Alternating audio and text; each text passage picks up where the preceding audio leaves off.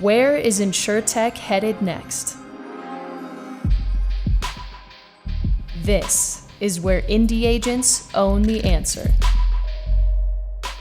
Welcome to the Vertafore Insurance Podcast. Let's go. Welcome back, everybody, to another episode of the Vertafore Insurance Podcast. This week, we have Pat Cline, who's the Director of Accelerator Operations over at 101 Weston Labs.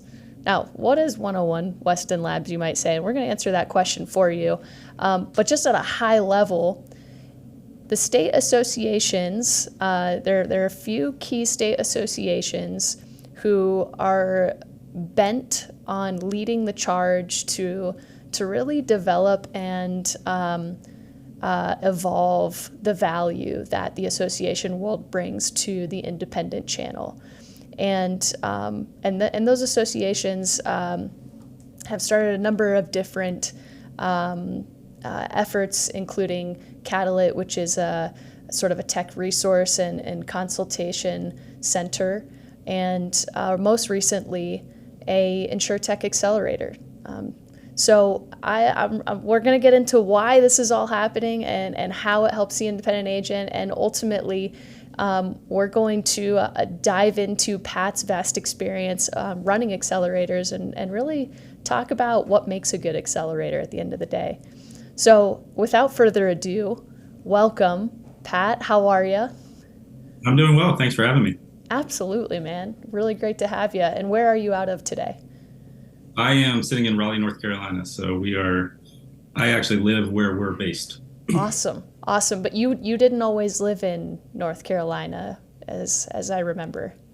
No, I actually, the 10 or so of the last 15 years, I've actually lived in Iraq, which will sound probably fairly strange to your audience. But I went over there originally as a university professor teaching business at an American university, so it was in English, which is fortunate for me given my difficulties in learning languages. But I went back and forth a few times. But the part that's relevant, I think, for this and my experience is that in 2017, I went back to Iraq with my now wife, and we started Iraq's first incubator. She started a nonprofit that was focused on helping refugees and internally displaced people start businesses and create livelihoods through entrepreneurship.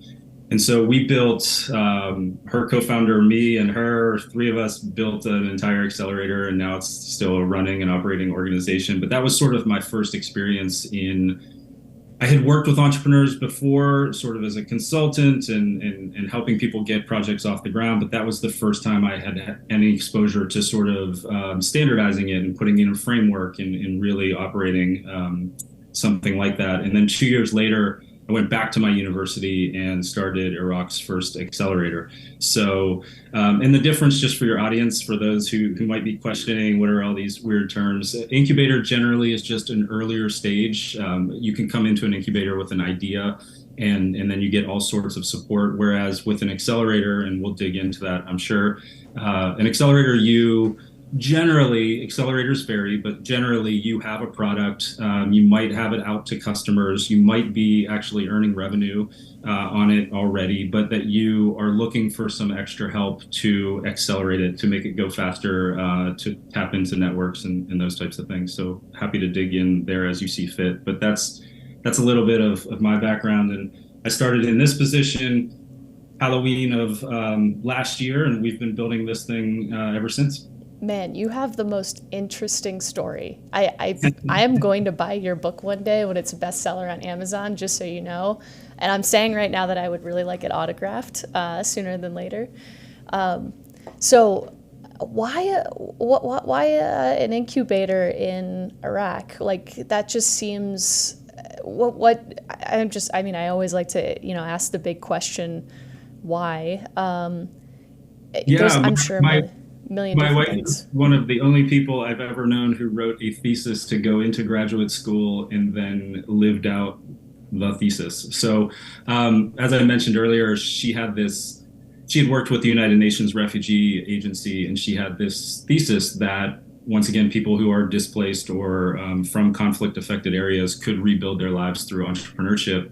And if you take a place like Iraq, when I went there in 2009, first of all, there's no local word for entrepreneurship, so like that's where we started. It's 90% of the economy runs through oil, as you can imagine. But over time, people realized that, well, that's not sustainable. People wanted to pursue different avenues. And so Iraq is actually one of the places where internally displaced people and refugees have the right to work, which is an enormous advantage. That's a weird word to use with Iraq, but it's an enormous advantage because not all countries around the world allow refugees to work. And so since we both had a background there, we said, hey, this is like a good place to test out this thesis. And whatever, almost 6 years, I guess, this month, it is still going. Wow. So is she overseas still then, or? No, I mean, it's funny you say that because she left yesterday to go, but we live here now. We have a 2-year-old daughter, and thought it might be, we rode out the pandemic until February of 21 and decided that maybe it would be wise to get some stability and change our lifestyle a little bit. And so we're both back here full time, but they also just expanded to Colombia, so she's in between these places. Yeah, and Colombia is a super cool place too. I mean, it's has a lot of those same characteristics, but is a little bit more technologically advanced. So you can sort of upscale some of your offerings. And then for me, as it relates to this, there is a certain amount of working with entrepreneurs that translates. Sorry about the pun, but it translates across all environments. I mean, people are trying to create great user experiences. They're trying to solve a problem.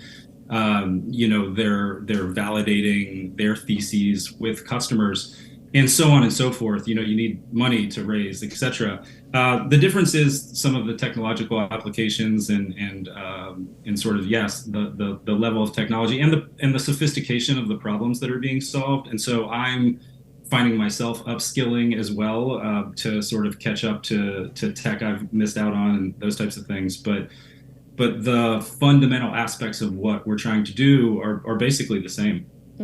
So why this particular accelerator that in the independent channel, with the state associations? Because it sounds like you have enough experience. You probably could have, walked into any vertical. You could have really had any opportunity. What attracted you to this position? Well, in a strange coincidence, and I shared with you before, I am not an expert in insurance by any means, although that's part of how I'm upskilling as well. Just a strange coincidence. My dad, grandfather, and uncle were independent agents, so I grew up in an insurance household. My dad just retired 4 years ago, I guess, after 45 years in his agency, started by my grandfather. My uncle worked there. So I have a lot of respect for what agents are doing, particularly independent agents. I understand problems they solve. I understand how they do it. I laugh because my dad is probably would have been on the back end of technology adoption, but like at the same time did enough to compete, knew that the world was changing and technology was coming in, and he had to update his modes of operation. But in just seeing that, it's a really interesting channel. I mean, I think I spoke to somebody before and I said, and this will sound crazy, and I realize that maybe people will just have to trust me, but there are elements of Iraq and insurance in the sense that it's difficult to adopt technology like all at once. My understanding of insurance is that it has been a lagging, certainly for the size of it, as a contribution to the economy, it has lagged other industries in its technology adoption. And there is reticence to use technology. And, part of what we have to do and are looking forward to doing is modernizing the industry. And so that part's like super exciting. And so that's a little bit about why I jumped in. The association itself, and Abhi, our CEO, tells this story better than I do, so bear with me. But essentially, they were getting a lot. He and the association was getting a lot of inbound from early stage insurtech companies trying to raise funds. And they have invested in, I think, a little over a handful, maybe 7 or 8 early stage insurtech companies. And also we have partnerships with some later stage insurtech companies that are primarily focused on solving problems in the independent agency distribution channel.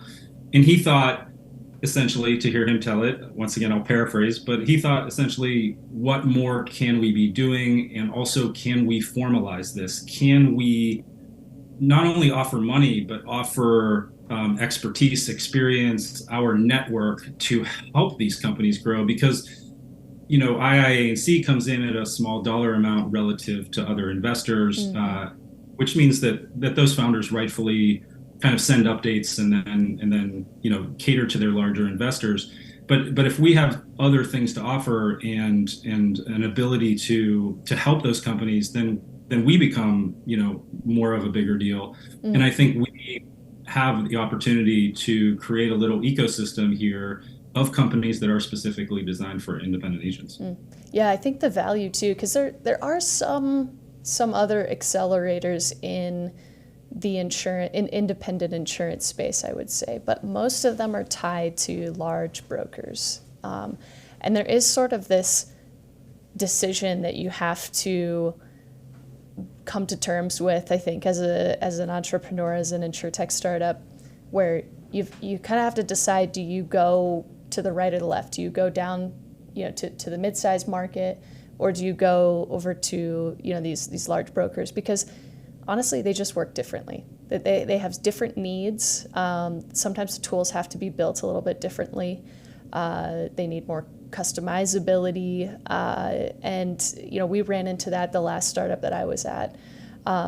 You kind of have to choose to some extent at the end of the day. And it seems like most of the accelerators out there really help connect you into that large broker space. So if you were to make that decision, that those other ones are a great space. Where I think 101 Weston Labs has kind of carved out a unique advantage is being able to give that insurtech startup with a good idea access to the mid-size market.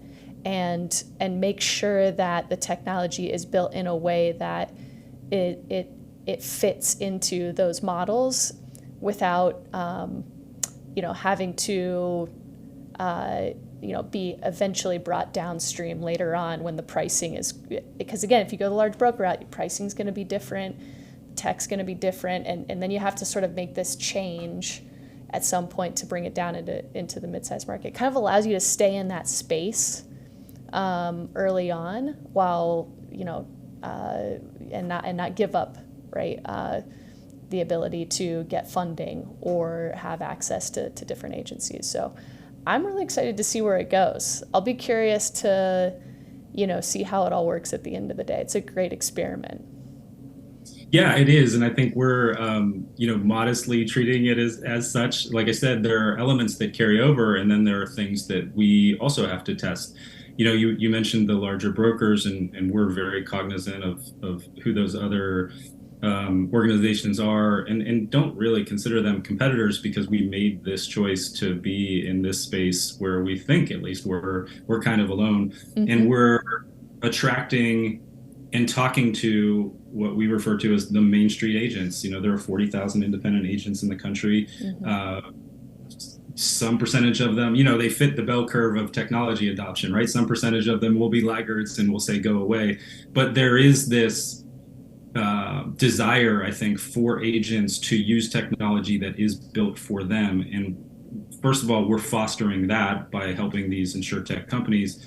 But secondarily, and this is a key point I want to get across to your audience and people who listen to you all, is that we want agents to help us shape that. So we're really relying on independent agents to come in, work with our companies, be pilot testers, be user research, give answers and provide feedback to these companies so that they can help shape what this tech looks like as it gets larger, as it scales, and that the the InsurTech companies and founders themselves always keep this audience in mind. And I think you're right. I think there is a space for these solutions and aggregating these smaller to mid-sized agencies up to a larger number, right? And being able to sell into that space.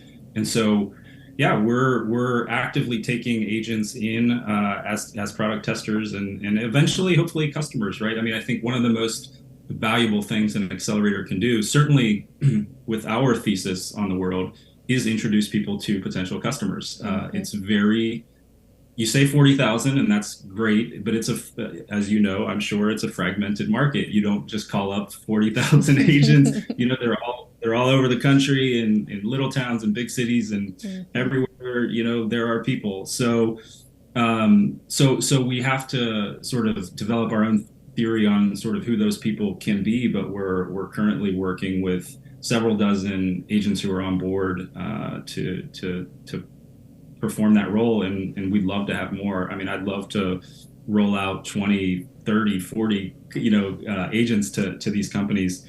We're not there yet, quite frankly, but that's why we can keep taking on more and more people that are interested. So if you're interested, please reach out. Yeah. Okay. So those of you guys listening, that's your call to action, 101 westonlabs.com. Check it out. I'm sure there's a form somewhere to get involved. If you know of an InsurTech that's looking for,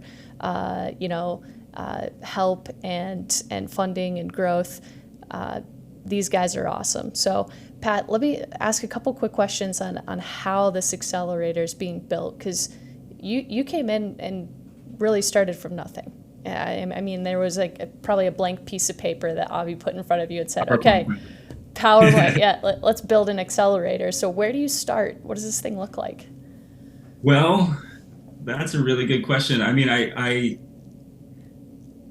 I'm a former educator, so I start there. And I think, what do companies at a certain stage want to learn about? What do they need to be thinking about?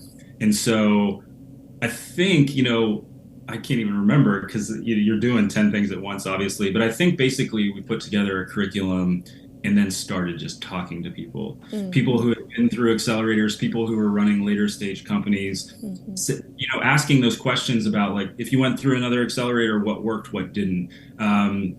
What does mentorship look like in these different places? Like, how do you interact with other founders? Just different elements, and I'll dig into those elements in a second. But basically, started with a thesis on what the curriculum should be, and it looked very different than it would in Iraq for what I consider to be pretty obvious reasons. But then just started putting together a schedule, a project plan, getting all of these people in place. I mean, really successful accelerators are able to open up a vast network and unlock sort of the wisdom of the masses, the wisdom of the crowds, to help these companies grow and succeed. And so we really had to put a lot of emphasis on the people side of things and get in touch with folks that have been there before, done it, have opinions, will come in as speakers, will act as mentors to these companies. And so we've been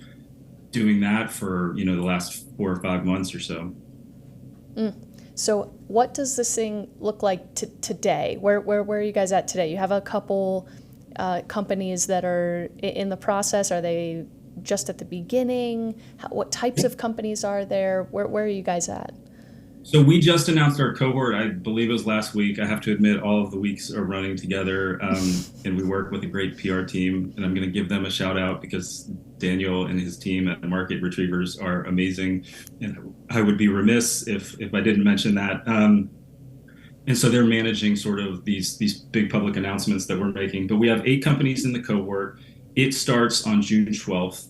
It runs for 12 weeks. The elements of that, and I'll talk about the companies in a second, but the elements of that, just so your audience knows, is it's about a 4 to 6 hour commitment each week. And that breaks down into a couple of hours of education, about an hour of a talk or some particular event that is designed not to be educational, but is designed to once again open up the network and hear from other founders and so on.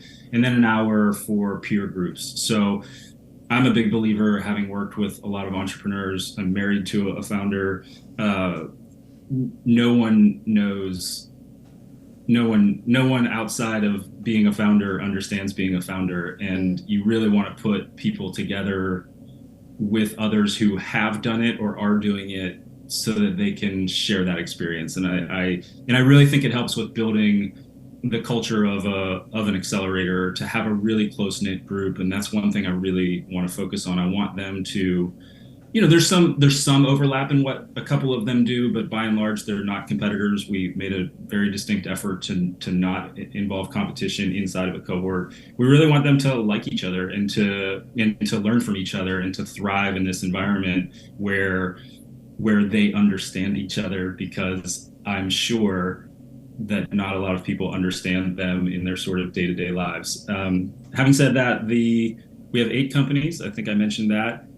Uh, they're from a wider range of sort of progress than I think we were expecting. We opened this thing up, and that's one thing we learned is we got companies that applied that were free product all the way up through, wow. yeah, we're doing like pretty good revenue here month over month.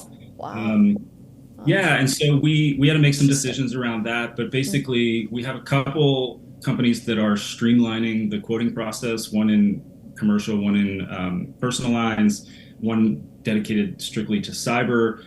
We have a company that is making it easier for agents to buy and sell pieces of business. that's So interesting. And what was that? Is it cake? it's cake, yeah. Yeah, that's an interesting business model. Yeah. Yeah. Yeah. Yeah. And as Okay. somebody who's from like outside insurance, I have talked to Adam a few times, the founder, and I'm like, wow, this like really makes sense to me because I don't have to learn insurance. I have to just know buying and selling. So I think that is really interesting, and and he's built something that I think addresses some agent concerns. I mean, he brought up Mhm. the point that agents wouldn't necessarily want the market to know they were selling the business. They might not want customers to be scared that there was going to be a turnover. So he's built in like solutions to these problems. Right. We have a couple data analytics companies. We have a company who has a patented technology on jewelry appraisals. Yeah, she's starting with jewelry, but she can really kind of run the gamut to anything that needs appraised for insurance purposes. And we have a company that is focused on retention. So they're using AI to predict when customers might leave, and then alerting agents to Wow. allow them to take remedial actions to help companies stay. Wow, that's fascinating. Wow. Well, and I guess I would be remiss too to, not talk about how Vertafore is getting involved in this. I think, number one, it's how do we make sure that these companies understand how to build towards integration, right? Because even the solution that you just mentioned with retention analytics, amazing solution, so needed, but that data needs to be placed in the right moment at the right time to the right person. And you need that infrastructure to plug into in order to do that. So I think that's where Vertafore can come in. We've got a lot of expertise around how to think about integration, how to have those conversations with larger companies, who to look for, and even us being more involved. Doug Moore, who leads our Orange Partner Program, is getting a little bit more involved in teaching some of those classes, meeting some of these guys, and understanding, and ladies, and understanding where they're at, and whether there's opportunity for Vertafore and a couple of them as well. So we're really, really, really excited for where you guys Yeah, are headed. I know Avi has spoken to Doug. That's the name I recognize, and I think it's like important to we're not going to pick sides, right? Like we're going to go big tent, and like bring in companies like Vertafore and say, look, yeah, no one's replacing you. Everybody has to work together and Yep. figure out, like you said, what are these integrations? Where does the data come from? Where does it go to? Is it hitting decision makers? Those types of things. And I think the more that we can involve the larger institutions around agency management systems and other types of organizations, even carriers, obviously, I think the better off we'll be. And that's part of our introduction. That's part of recognizing that a little or a developing InsurTech company doesn't exist in a silo just with the agent, right? Like it's part of this whole massive infrastructure that often, according to feedback I'm getting, doesn't talk to each other. And so, it's funny because a lot of these companies say, well, we have a 2-year plan, which is like, this system isn't changing in the near term. So we're coming in and we're going to, play nice with the system. But I think a lot of people are thinking, yeah, well, after that point, like, how do we just help modernize the entire infrastructure? How do we become a player in that, alongside the Vertafores and other companies that are really driving to do this? Yeah, it's a tough.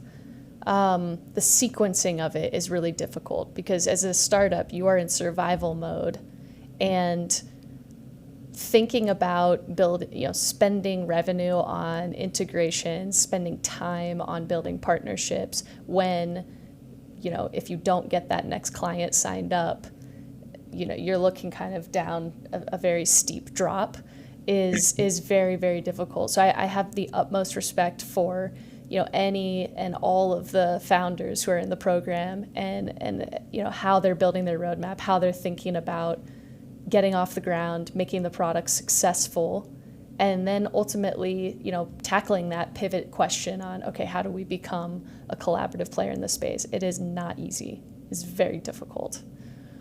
Yeah, you said that better than I just did. The sequencing is it seems to me to be incredibly difficult and even more so than in, I think, other industries. And like you said, yeah, you have priority 1, which is to keep the lights on. Priority 2, pay your people, or inversely, or whatever. And then start adding clients. And I think the big trick is adding the right customers, at the right time. That sounds simple, but basically like picking a path and making sure that you can keep those lights on, and then doing those other things that allow you to get to more access to bigger markets, to play nice with the bigger companies. And that's just really interesting. I'm excited to dig in with a lot of these companies. I think one thing that I've talked to them about, and I think that they're all without question very interested in, is access to clients, or is access to agents. Essentially, is that thing that we're offering is hopefully a differentiator, because they definitely have theses. They definitely are. A lot of them are working with customers, but they need more feedback. They need that product validation, and this is an avenue through which they can get that faster, I think, and probably a little bit broader. We both know, I think, some of the leading agents that are technology adopters. I always joke, like, before I took this job, I didn't know there were famous people in insurance. And there are. Debatable. Famous in that slice of the world, Sure.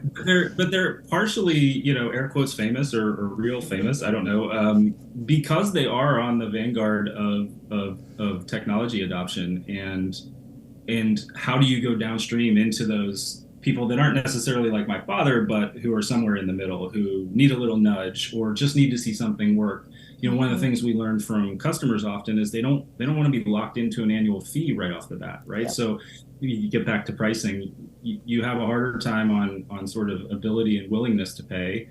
And then, if you're running a SaaS business, the dream is annual recurring revenue, right? You lock people in for a contract that renews every year without somebody thinking about it. Well, agents have been burned in the past, and they're not entirely sure they want to sign up for a year of something. And so making those adjustments and recognizing that and hearing that feedback, I think, is incredibly valuable. And I know our companies obviously have heard a fair amount of feedback, but we're looking to get them more and sort of figure out ways around some of these challenges. Man, I'm really excited for what you guys are doing, and I'm curious to see, sort of the next big thing that comes out of 101 Weston Labs. And Pat, seriously, thank you for coming on. I can only imagine how many emails you probably have to attack and, what's your days look like on a day-to-day basis. So I really appreciate the time.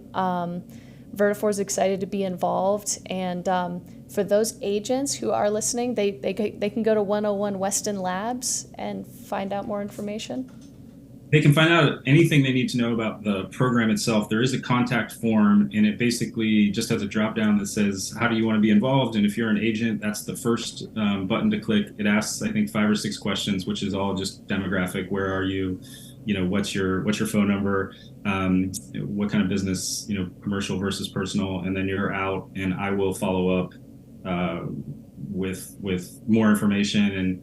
And then one thing we want to do as we onboard our companies is basically just understand what their ideal conversations look like, what kind of agents they're looking for. Do they care about geography? They are going to care about commercial versus personal, obviously, but sort of what are they looking for? And then we just start matching them up.